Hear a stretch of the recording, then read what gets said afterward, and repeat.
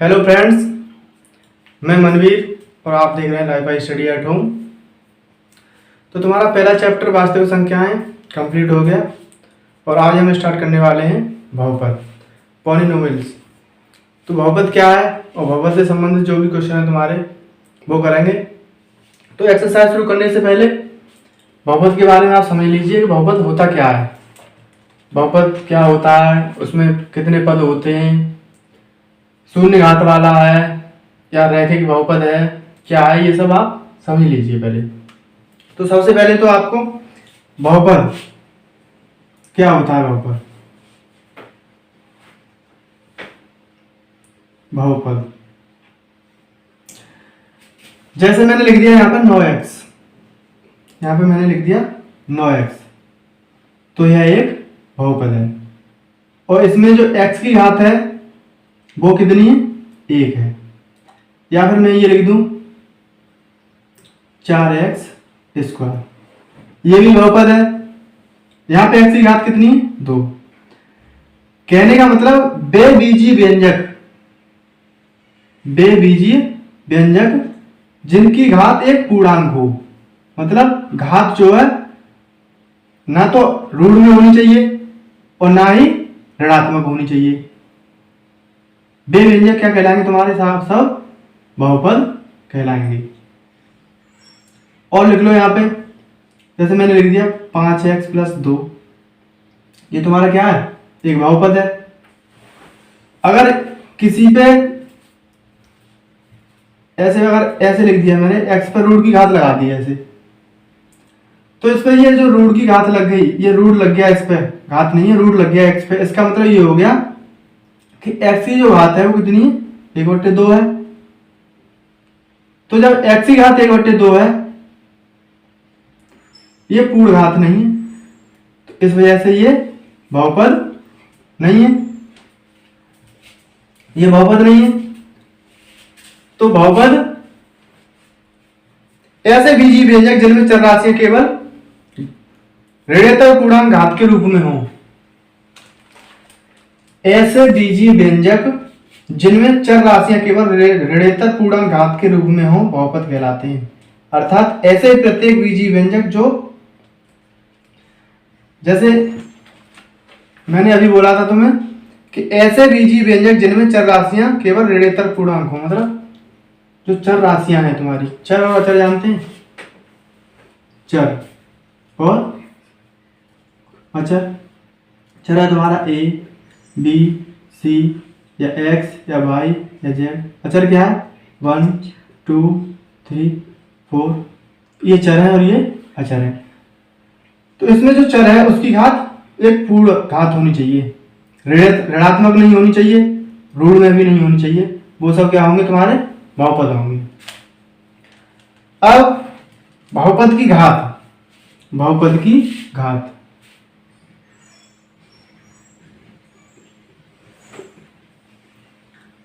बहुपद की घात, जैसे हम यहाँ पे मैंने एक बहुपद लिख दिया 5x³ + 2x² + 4, ये मैंने एक बहुपद लिख दिया। अब मैं आपसे पूछूं कि इसकी घात क्या है, तो बहुपद की घात से जो मतलब है, इस बहुपद में जो सबसे बड़ी घात है x की, वही बहुपद की घात मानी जाती है। और जो बहुपद तुम्हारा लिखा होगा वो या तो आरोही, घातों के आरोही क्रम में लिखा होना चाहिए या घातों के अवरोही क्रम में लिखा हुआ होना चाहिए।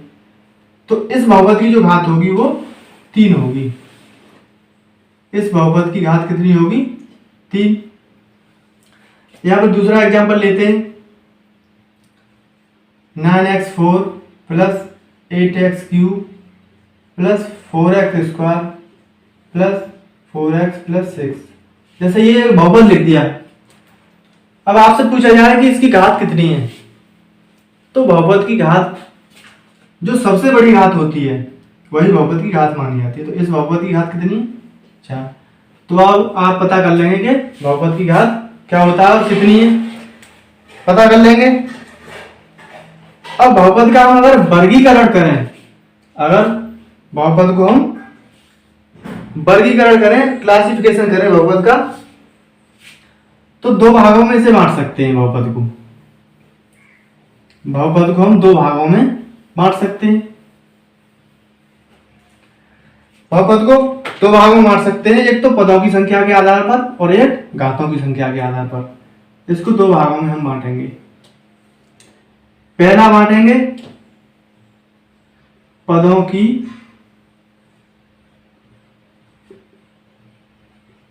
संख्या के आधार पर, मतलब पदों की संख्या के आधार पर। ये जो बहुपद है इसमें पद कितने हैं, एक तो इस आधार पे हम इसको बांट रहे हैं, इसका वर्गीकरण कर रहे हैं, और एक घातों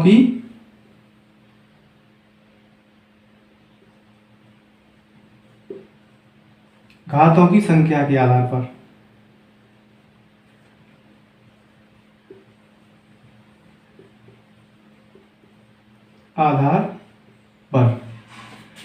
बहुपद का वर्गीकरण कर दिया पदों की संख्या के आधार पर और घातों की संख्या के आधार पर।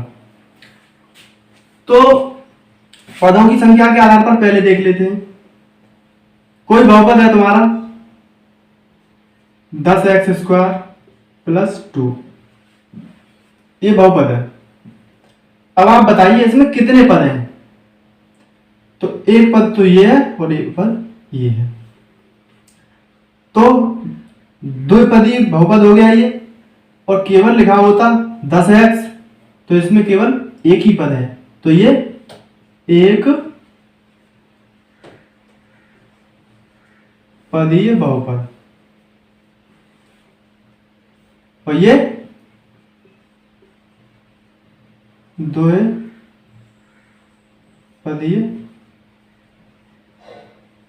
बहुपद।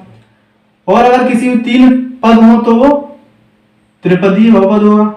तो पदों की संख्या के आधार पर अब आपसे अगर पूछा जाए कि इस बहुपद में कितने पद हैं, तो आप देख लेंगे इसमें कितने, 2, इसमें 1, और लिखा हुआ हो 4x² + 2x + 8।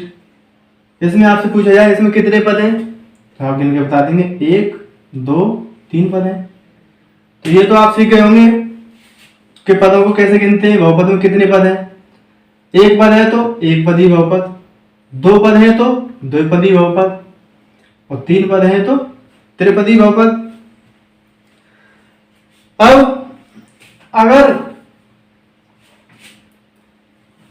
पद है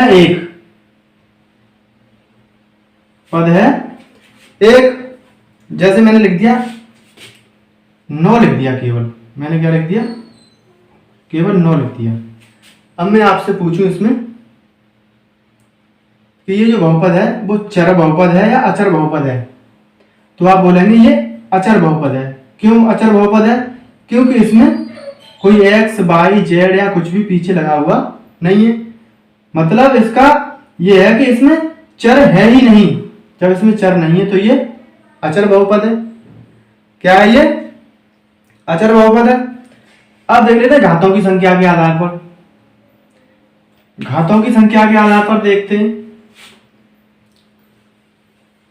तो घातों की संख्या के आधार पर देखो, अगर बहुपद की घात 0 भी हो सकती है, 1 भी हो सकती है, 2 भी हो सकती है, 3 भी हो सकती है। जैसे मैंने लिख दिया ax + b।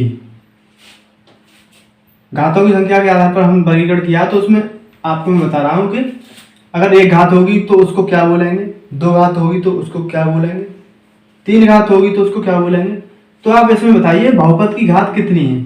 तो बहुपद की घात मैंने बताई थी, जो चर होता है उसकी जो घात होती है, जैसे इसमें चर हमारा x है और ये तो तुम्हारे गुणांक हैं, तो x की घात यहाँ पर कितनी है, 1। तो अगर किसी बहुपद की घात 1 होगी तो वो रैखिक बहुपद होगा। क्या होगा, रैखिक बहुपद होगा।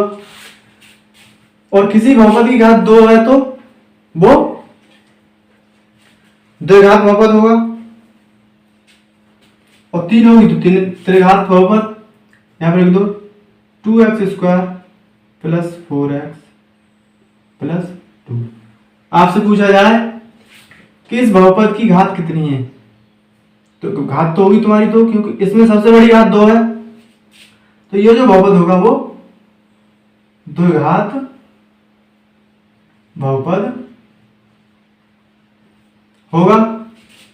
और अगर बहुपद की घात 3 हो तो वो त्रिघात बहुपद होगा।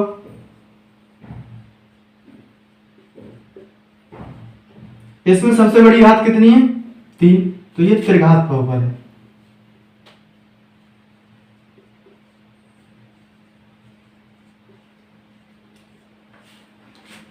आशा करता हूं इतना आपके समझ में आ गया होगा।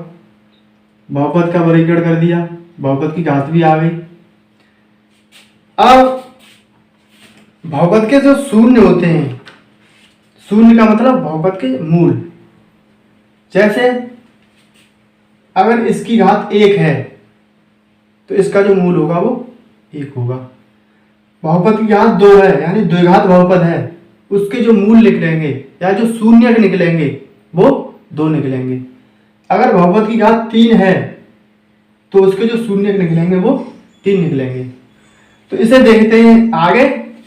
अब स्टार्ट करते हैं तुम्हारी एक्सरसाइज 2.1। और जब 2.2 स्टार्ट होगी उसमें इनकी आवश्यकता पड़ेगी तो वहीं पे इनको बताएंगे। तो स्टार्ट करते हैं एक्सरसाइज तुम्हारी 2.1 स्टार्ट करते हैं। बहुत सिंपल है 2.1। 2.1 में जो पहला क्वेश्चन है उसमें ये बताना है कि एक बहुपद दिया होगा और बहुपद x अक्ष को या y अक्ष को कितनी बार काट रहा है, मतलब x अक्ष को काट रहा है तो कितनी बार काट रहा है। तो पहले क्वेश्चन पहला है तुम्हारा, किसी बहुपद px के लिए y बराबर px का ग्राफ नीचे आकृति में दिया है। प्रत्येक स्थिति में px के शून्यकों की संख्या ज्ञात कीजिए। शून्यकों की संख्या का मतलब है जो तुम्हारा px है वो x अक्ष को कितनी बार काट रहा है। जितने टाइम वो x अक्ष को काट रहा है उतने ही उसके शून्यकों की संख्या है। जैसे पहला बार हम करेंगे, इसे देखते हैं। तो इसमें जो ये ग्राफ है ये x अक्ष को कितनी बार काट रहा है, यहाँ पे काट रहा है कितनी बार, 1 बार। तो इसके शून्यकों की संख्या क्या होगी, 1। तो इसका जो आंसर होगा कितना आएगा, 1। इसके शून्यकों की संख्या 1। ऐसे ही इसमें देखो, क्या x अक्ष को काट रहा है, नहीं काट रहा है, तो इसके शून्यकों की संख्या कितनी होगी। इसका जो आंसर होगा कितना होगा, 1 ही बार काट ही नहीं रहा है तो कुछ नहीं होगा, 0। तीसरे में देखिए, ये जो ग्राफ है तुम्हारा ये वाला, इस x अक्ष को इसको कितनी बार काट रहा है, देखो 1 बार और यहाँ पे 2 बार और ये यहाँ पे 3 बार। 3 बार काट रहा है, 1 2 3। तो इसका जो उत्तर होगा यानी इसके शून्यकों की संख्या, इस वाले की शून्यकों की संख्या कितनी होगी, 3 होगी। चौथा है, चौथे में देखिए x अक्ष को जो px तुम्हारा है वो कितने बार काट रहा है, तो 1 टाइम और ये 2 टाइम यानी 2 टाइम काट रहा है। तो इस वाले ग्राफ के लिए px के शून्यकों की संख्या कितनी होगी, 2। बस इतना ही देखना कि x अक्ष को कितनी बार काट रहा है। इसमें देखिए 1 बार, 2 और 3 और 4। केवल इसी अक्ष को देखना है, इसको ही देखना है कितनी बार काट रहा है। 1 बार यहां काटा, 2 3 4, तो इसका आंसर होगा 4। इसके शून्यकों की संख्या कितनी होगी, 4। इसमें कितनी बार काट रहा है, 1 2, यहां पे नीचे नहीं निकला है बिल्कुल, केवल यहां टच किया है, तो 1 2 और ये 3, तो इसका आंसर होगा 3। तो शून्यों की संख्या ही बतानी थी केवल इसमें, सब हो गए। नेक्स्ट दूसरा क्वेश्चन है इसमें,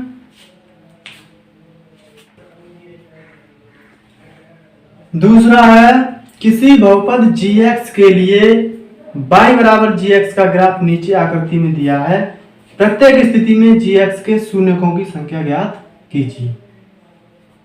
सेम पहले क्वेश्चन जैसा ही है बिल्कुल, यहाँ px की है gx कर दिया, केवल तुम्हें वही बताना है कि जो x अक्ष है वो gx द्वारा, gx के ग्राफ द्वारा कितनी बार काटा जा रहा है, कट रहा है या नहीं कट रहा है। तो इसमें देखेंगे पहले में क्या x अक्ष कहीं पे कट रहा है, नहीं कट रहा है, तो हमें मालूम पड़ेगा कि इसके शून्यकों की संख्या कितनी है, शून्य होगी, 0 होगी, क्योंकि एक ही बार कहीं पे नहीं कट रहा है। तो हम नीचे लिख देंगे, आप लिखना चाहें तो पहले क्वेश्चन में भी लिख देना कि चूंकि बहुपद gx x अक्ष को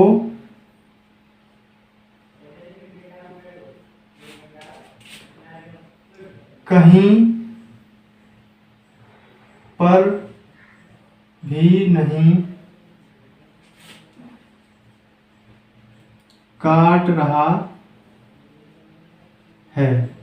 चूंकि बहुपद gx x अक्ष को कहीं पर भी नहीं काट रहा है, अतः इसके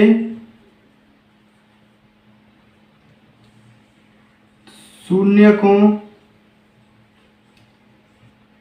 की संख्या शून्य है।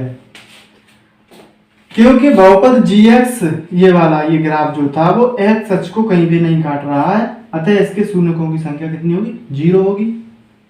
इसमें देखो x अक्ष को ये ग्राफ कहीं पे काट रहा है, नहीं काट रहा है, तो सेम यही चीज इसमें लिखी जाएगी। चूंकि बहुपद gx x अक्ष को कहीं पर भी नहीं काट रहा है, अतः इसके शून्यकों की संख्या कितनी होगी, 0 ही होगी। इसके भी 0, इसके भी 0।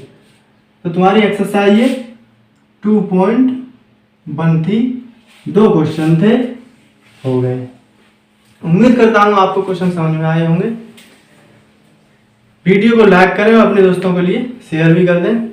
अगर आप हमारे चैनल पर नए हैं तो आप चैनल को सब्सक्राइब कर लें और बेल आइकन को भी प्रेस कर लें, जिससे कि लेटेस्ट वीडियो की नोटिफिकेशन आप तक पहुंचे सबसे पहले। धन्यवाद। और अगर आपका कोई डाउट है तो कमेंट सेक्शन में लिखना ना भूलें।